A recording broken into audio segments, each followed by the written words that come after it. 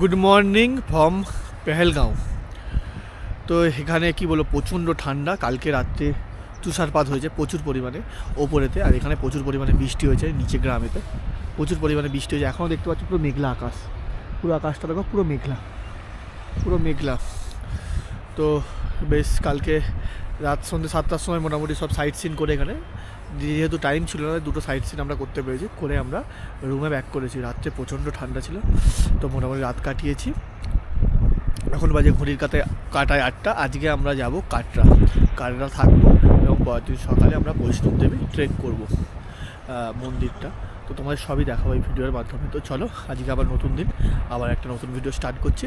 তোমরা সাথে থাকো, দেখতে থাকো। আর যারা প্রথমবারের জন্য দেখছো, সেই একই ডায়লগ।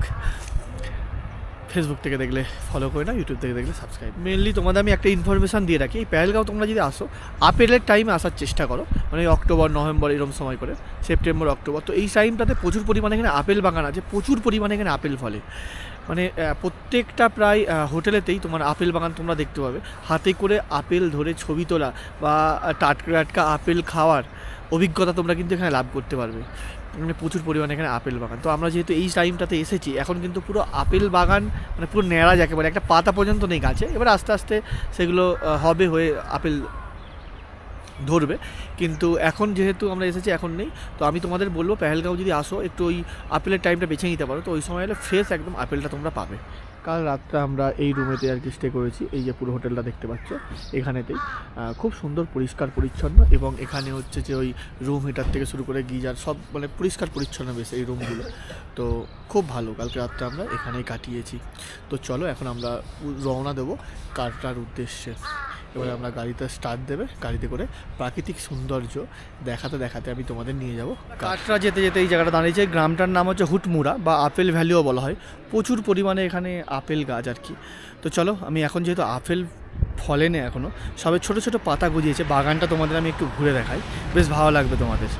এই হচ্ছে আপেল গাছ, দেখো সারি সারি আপেল গাছ। এখন যেহেতু অফ সিজন, আপেলের সিজন নয়, তাই জন্য দেখো ছোটো ছোটো সবাই পাতা গজিয়েছে, ছোটো ছোটো সবাই দেখো পাতা গজিয়েছে। এই পুরো হচ্ছে আপেল বাগান। এখানে মাঠের পর মাঠ শুধু এরকম আপেল বাগান, মানে এটা একটা ভ্যালি। এই ভ্যালিটা পুরোটাই আর কি, যতটা ভ্যালি আছে পুরো মাঠের পর মাঠ পুরোটাই আপেল বাগান। তো যখন আপেল হবে জাস্ট অসাধারণ লাগবে। কিন্তু এই পুজোর সময়, ধরো অক্টোবর নভেম্বর সময় করে, এই সময় পুরো আপেল ভরে থাকবে। মানে ভিউটা বুঝতে পারছো তোমরা? আপেল গাছের কলম কাটা কখনো দেখেছো? এই দেখো আপেল গাছগুলো দেখো কলম কেটেছে, দেখো কি সুন্দর প্লাস্টিক দিয়ে ঢেকে রেখেছে, কলম কেটেছে। এইগুলো থেকে যখন ওই তোমার পাতা আরে বেরোবে, তখন এটা খুলে নেবে, নিয়ে আবার পুঁতে দিলে আবার আপেল গাছ একটা নতুন জন্মাবে। এখানেও আপেল গাছেও কিন্তু এরকম ধরনেরভাবে কলম কাটা হয় আর কি। এই দেখো কত সুন্দর, দেখো ওইখানে আছে, ওই গাছটাতে দেখো কলম কেটেছে। বিভিন্ন গাছের এরকম কলম কাটা আছে। আর আপেল গাছের সাইজগুলো কিন্তু খুব বেশি বড় বড় নয়, একদম একদম দেখো ছোট্ট ছোট্ট হাইট। আর পুরো যখন আপেলের সিজন থাকে, পুরো আপেলের হয়ে এরকম ঝুলে থাকে একদম চারিদিকে। এই রোডের, হাই রোডের ধারে ওপারটা আপেল বাগান আমি তোমাদের দেখালাম। আর এই দিকটায় আপেলের বিভিন্ন ধরনের জ্যাম, জেলি আরে বিক্রি হচ্ছে, তোমায় দেখায়। এই দেখো বিভিন্ন ধরনের আচার, বিভিন্ন ধরনের, প্রত্যেকটা কিন্তু খুব সুন্দর সুন্দর খেতে। দেখো প্রত্যেকটা এই এক ধরনের আচার। তো তোমরা চাইলে যে কোনো আচার তোমরা বাড়ির জন্য নিয়ে যেতে পারো। खूब सुंदर सुंदर। भैया कितना करके भैया सब? भैया सर अलग अलग प्राइस है इनका। 200, 250, 300, 350 सबका अलग अलग प्राइस है। ओके। तो বিভিন্ন রকম দামের আছে, তোমরা যদি কিনতে যাও এসে, তো তোমরা একটু দেখে কিনবে, তোমার সেরকম রেট পড়বে আর কি। তোমরা যেরকম জিনিস নেবে সেরকম রেট পড়বে। আপেল का जूस कितने का है? 50 rupees glass. 50 rupees glass. Okay. ये ओरिजिनल जूस है। ओरिजिनल अच्छा नहीं अगर दूसरा आज एकदम प्योर है, इसमें कोई शुगर पानी कुछ ऐड नहीं होता है। ओके। কাশ্মীরে এসে যদি আপেলের জুস না খাই, সেটা মানে ঠিক হবে না আর কি। তোমাদের দেখাই, এই হচ্ছে আপেল জুসের দোকান, আর এই হচ্ছে জুস। তো চলো জুসটা খেয়ে দেখি। বাহ, খুব খুব সুন্দর খেতে, খুব সুন্দর খেতে, বেশ ভালো। তো তোমরা যদি কাশ্মীরে আসো, এরকম পেহেলগামে যদি আসো, এই যে ঘুরতে আসো, অনেক আপেল বাগান আছে আর অনেক আপেল জুসের দোকানও আছে। তো তোমরা পারলে যে কোনো একটা জায়গায় দাঁড়িয়ে আপেল জুস খেতে পারো, মন একদম ভরে যাবে যাকে বলে। খুব সুন্দর খেতে, প্রচণ্ড মিষ্টি, খুব সুন্দর খেতে। আপেল কাটা দিল ফ্রিতে আর কি, কোনো পয়সা নিল না, ফ্রিতেই দিল। কি সুন্দর খেতে, খুব সুন্দর। না আমাদের ওখানে আপেলের থেকে অনেক বেটার, একদম টাটকা, তো এখন অফ সিজন এনারা রেখে দিয়েছিল, এই যে কেটে দিচ্ছে। 1 গ্লাস জুস খেয়েছিলাম আর তার সঙ্গে এই আপেলটা ওনারা কেটে দিল, বললো খেয়ে দেখো কীরকম লাগে। সত্যি অসাধারণ খেতে, এটা খুব সুন্দর।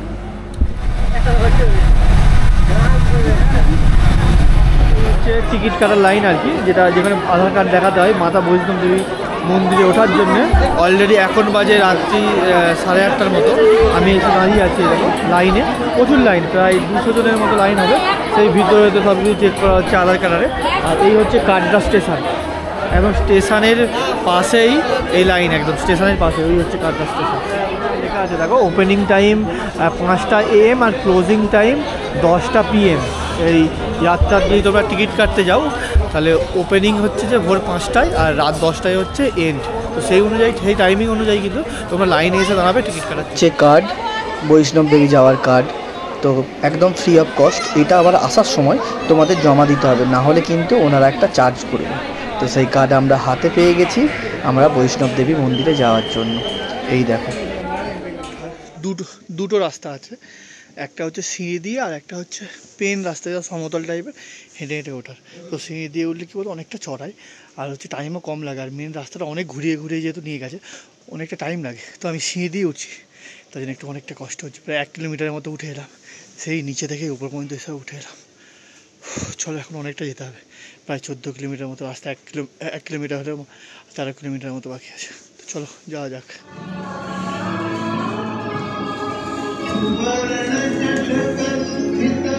প্রায় 5 কিলোমিটারের মতো উপরে উঠে এসেছি সিঁড়ি বেয়ে। তোমাদের বললাম দুটো রাস্তায় আছে, আমি সিঁড়ি রাস্তাটা বেছে নিয়েছি।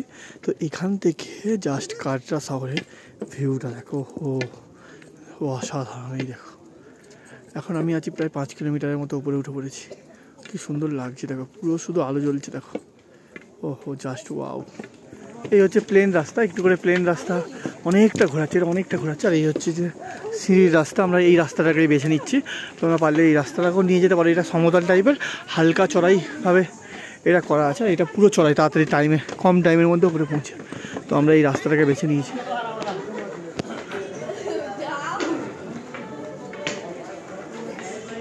সামনে হচ্ছে অর্ধকুমারী, আর 100 মিটারের মতো রাস্তা বাকি। ওখান থেকে আরও 3 কিলোমিটার ওপরে কিন্তু। আর এই অর্ধকুমারী যাওয়ার আগে এখানে অনেক কিছু হোটেল আছে, আখের রস, খাবার দাবার সব কিছু পাবে। দেখো অনেক রকম দোকান আছে, তো তোমরা মনে করলে খেতে পারো। এখানে ফলের দোকানও আছে, বিভিন্ন রকমের ফল আর বিক্রি হচ্ছে। তো চলো অর্ধকুমারী গিয়ে তোমার সঙ্গে কথা হচ্ছে। এই সব এসে পৌঁছালাম অর্ধকুমারী, এখন বাজে 3:10। তো মোটামুটি আমার সময় লাগলো 2 ঘন্টার মতো অর্ধকুমারী আসতে। তো ভিতরে মন্দির আরে সব বন্ধ এখন, দেখো সব পুরো বন্ধ। আর ভিতরে ক্যামেরা অ্যালাউ নেই, তাই জন্য ভিতরে ভিডিও করতে পারবো না। তো চলো আবার অর্ধকুমারীটা দেখে নেওয়ার পর উপরে চলে যাব সবাই। যেহেতু এখন বাজে রাত 3:10, তো এই জন্য সবাই দেখো শুয়ে আছি রাস্তাতে। ও এই হচ্ছে রাস্তা, এখনও উপরে যেতে হবে 3 কিলোমিটারের মতো। রাস্তাটার অবস্থা দেখো তোমরা।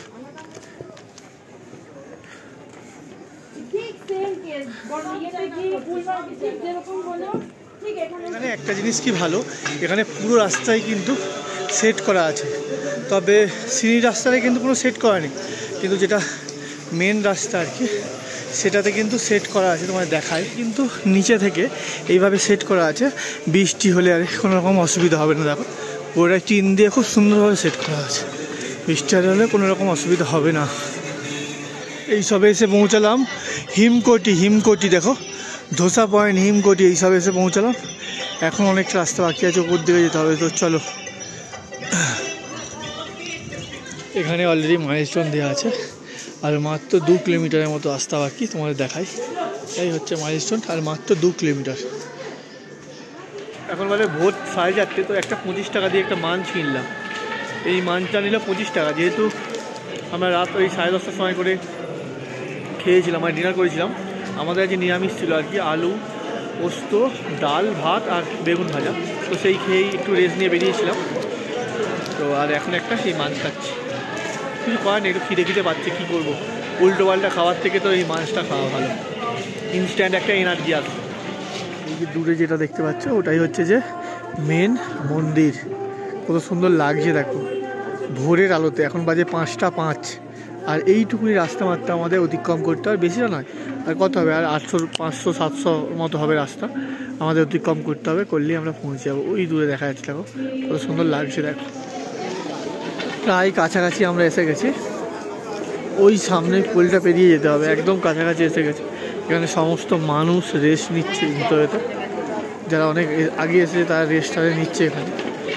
এই হচ্ছে যে পুরো এখন এই মাতা বৈষ্ণব দেবী মন্দিরের আগের এই অবস্থা দেখো।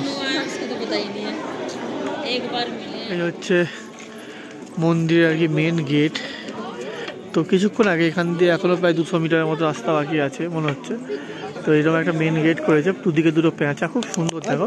আর এখানে মা লক্ষ্মীকে বসানো হয়েছে, দেখো মা লক্ষ্মীকে বসানো হয়েছে, আর ফুল দিয়ে মানে খুব সুন্দরভাবে ডেকোরেশন করা হয়েছে। ওহো, জাস্ট অসাধারণ লাগছে।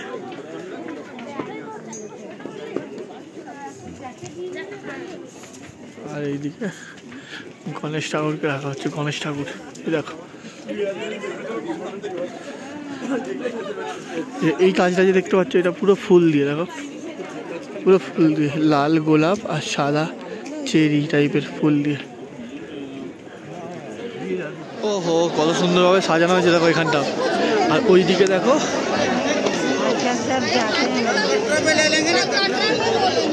ওইদিকে দেখো ভৈরঞ্জি, ওইদিকে লেখা আছে, ওইদিকে উপরে উঠতে হবে। আর এই দিকটা হচ্ছে জয় মাতা দি। কত সুন্দরভাবে দেখো সাজানো হয়েছে দেখো। ওহো ওয়াও, জাস্ট অসাধারণ, খুব সুন্দরভাবে কিন্তু এই দিকটা সাজানো হয়েছে। জুতো আয় রাখার জায়গা আছে, কেউ যে জুতো ফুতো রাখে জুতো ফুতো রাখতে পারবে, জুতো আয় রাখার জায়গা আছে। পুলিশ চেকপোস্ট এখানে।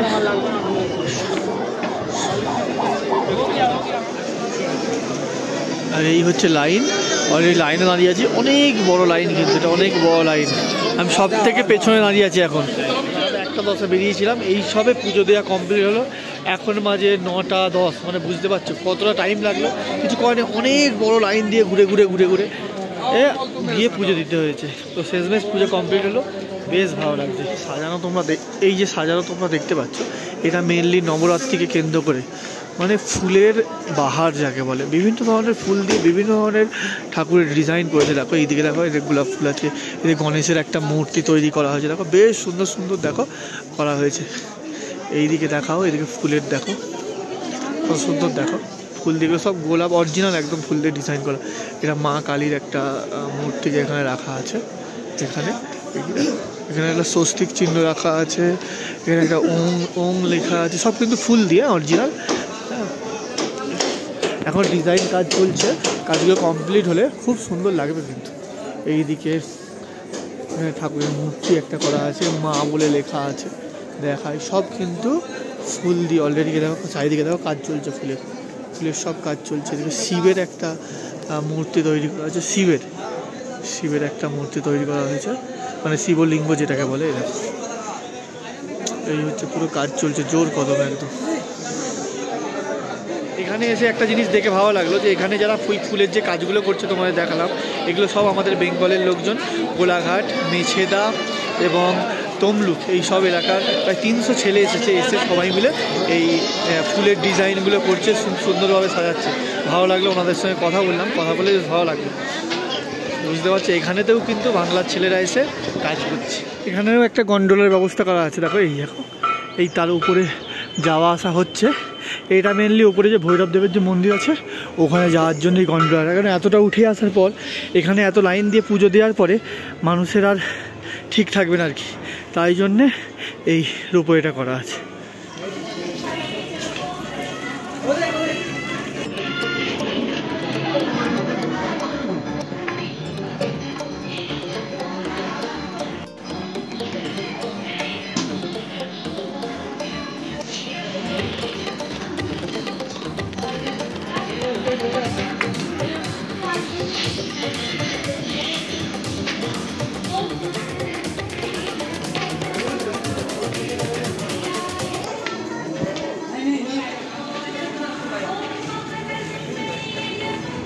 শেষমেশ অর্ধকুমারী থেকে আমি হচ্ছে 850 মিটার দূরত্বে আছি, পেছনে আছি। কারণ আমরা হচ্ছে যে স্টার্ট করেছিলাম 9:15 থেকে, এখন বাজে 10:40। তো আর মাত্র 850 মিটার গেলে অর্ধকুমারী, এরপরে নিচে নামছি কিন্তু আমরা। এই হচ্ছে যে battery ticket counter. First trip 8টা, সেকেন্ড ট্রিপ 10টা 30 AM, থার্ড ট্রিপ 1টা 30 AM, ফোর্থ ট্রিপ 3টে 30, ফিফথ ট্রিপ 5টা 30, সিক্স ট্রিপ 7টা 30। ঠিক আছে। और टिकट वैल्यू 10 मिनट्स এখানে লিখে রেখে দিয়েছে টিকিট ভ্যালি 10 মিনিটস। তো তোমরা যদি কাটতে চাও আগে থেকে তোমরা কোনোরকমভাবে টিকিট কেটে রাখতে পারবে না, ইনস্ট্যান্ট কাটতে গেলে তোমাকে এসে কাটতে হবে, নাহলে তোমাকে অনলাইন কেটে রাখতে হবে। এই হচ্ছে যে দুটো নিয়ম এই ব্যাটারি টিকিট কাটার। মোটামুটি আমাদের যাওয়া আসা মিলিয়ে 12 ঘন্টার মতো টাইম লেগেছে। মানে রাত 1টা থেকে স্টার্ট করেছি, আমাদের নামতে প্রায় 1:30টার মতো বেজে গেছে। তো প্রায় 12 ঘন্টা মতো সময় লেগেছে। তো যারা একটু ইয়ং আছে তাদের একটু সময়টা কম লাগবে এবং বয়স্কদের একটু সময়টা বেশি লাগবে। তো তোমরা সেই অনুযায়ী যাওয়া আসা করবে। তো চলো এই ভিডিওটা এই পর্যন্তই, নেক্সট ভিডিও নিয়ে খুব তাড়াতাড়ি